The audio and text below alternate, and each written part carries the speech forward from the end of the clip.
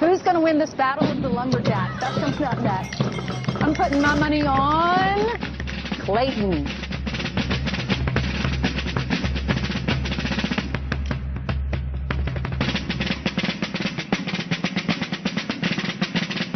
Brett Morris, he's a dairy farmer, and this is his farm that we're on, and hey, all right, this early in the morning.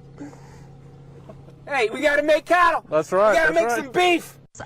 Of course, LeBron bringing a lot of success to Cleveland, but just not enough. Not quite enough. Not quite enough success. In the 90s, I thought, lots of fun tweets. So we'll start with D, who says, in the 90s, I thought that computers were much easier to use. Remember the green flashing, you know, in the dial-up Oh, zone? yeah, sure Yes. do. And thought nothing will ever be as cool as crystal meth. Pepsi. I'll grow a beard. Yeah. Because it's in my jeans. Yeah. It's in your jeans? What?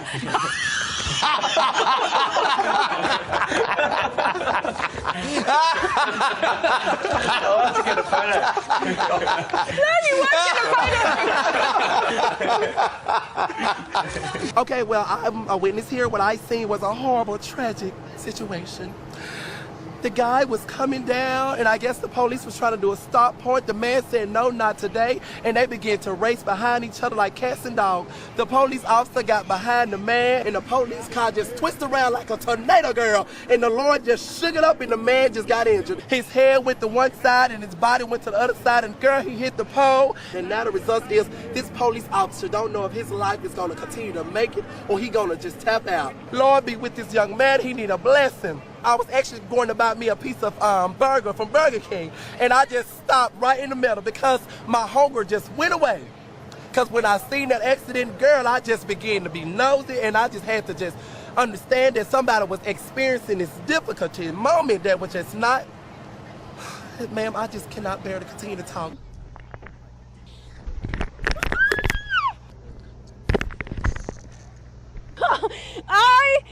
Okay. No. Yes, please. Okay.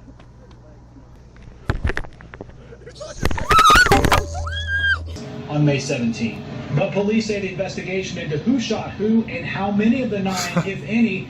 People in Antioch acting like they never seen fire before. Come on, fam, my hot box is thicker than this smoke will ever be. Story this morning. Now here's Charlotte with more on the situation in Greece. Ed Miliband's too good for this fucking country, to be honest. No, you can't swear on daytime television. He shot 17 over, missing the cuts with a 40 over next. Actually holding up. Thanks. Get my way.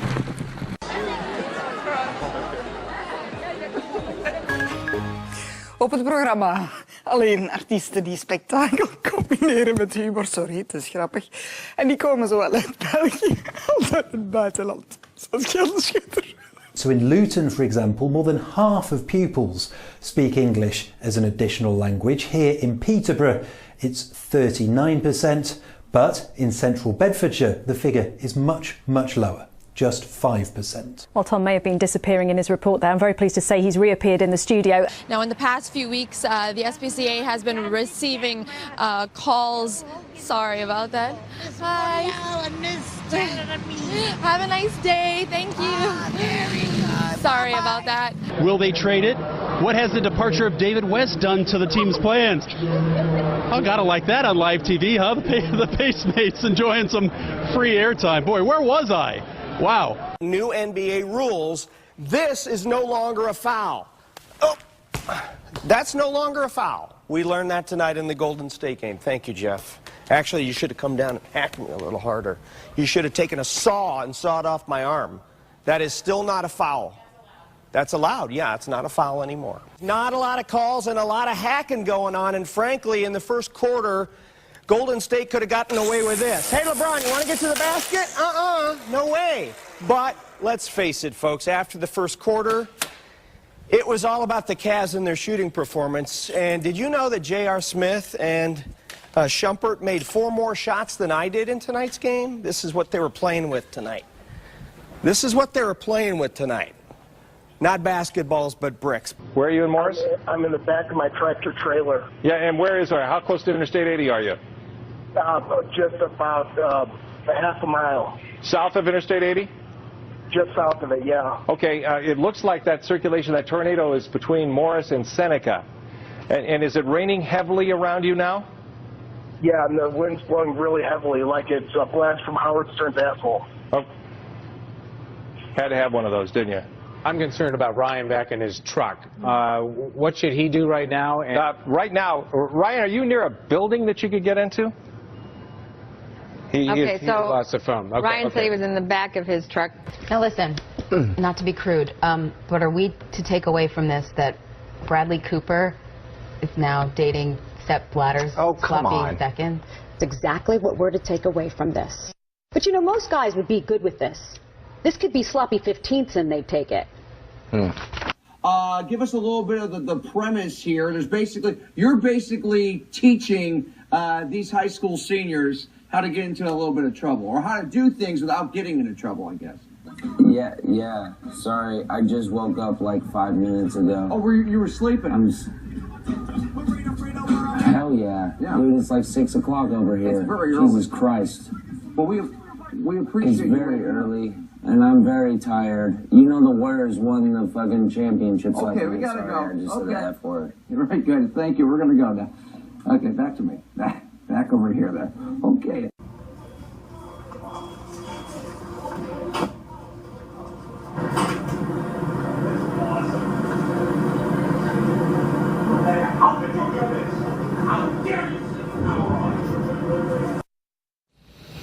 We're good.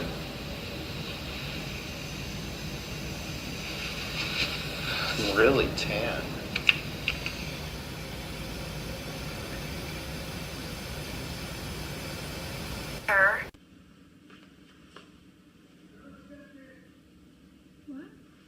What? Oh, you can just step in. He's gonna check your shot. Oh, okay.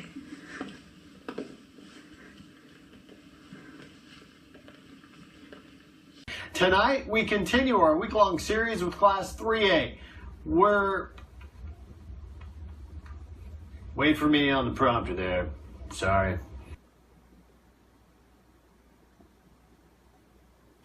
All right, I think we had a little technical issue there. Pretty obvious. Eyewitness News starts right now.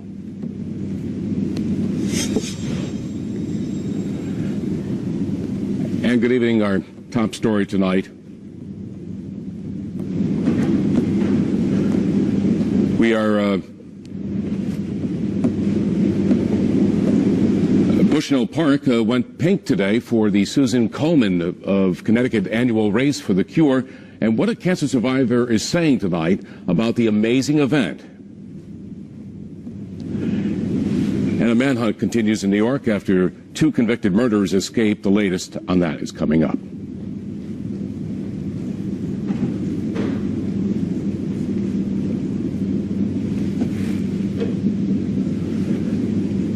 Now to a 5 Cares event, an overwhelming show of support as thousands take part in the Susan Komen Connecticut Race for the Cure in Bushnell Park this morning. The annual event helping those battling breast cancer and celebrating survivors. Channel 3's Eyewitness News reporter Sajata Jan has that story.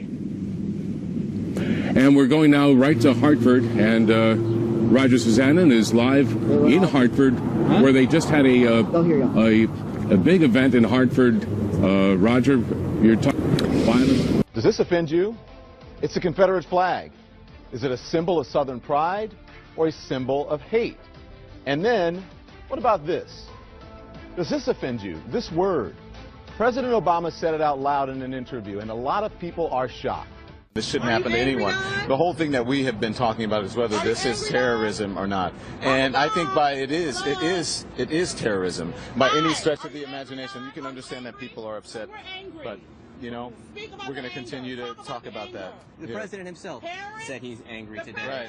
And local leaders said they are angry, too, that violence like this can happen in a church. But everyone I've spoken to as well has also talked about healing. Yeah. I just think it's really sad that when we have 9 people who've lost their lives. We're going to take a break. We're going to take a break. And so we have can to deal with something like this. But I think it's important, too, that people see the ignorance with it. An unnerving sight today at a London gay pride celebration. An ISIS flag among a sea of rainbow colors.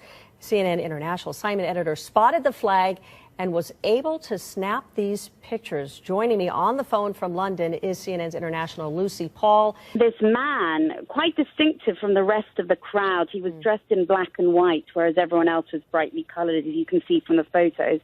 This man dressed in black and white was waving what appears to be a very bad mimicry, but a very clear attempt to mimic the ISIS flag, the black and white flag with the distinctive lettering. I mean, if you look at the flag closely, it's clearly not Arabic. In fact, it looks like it could be gobbledygook.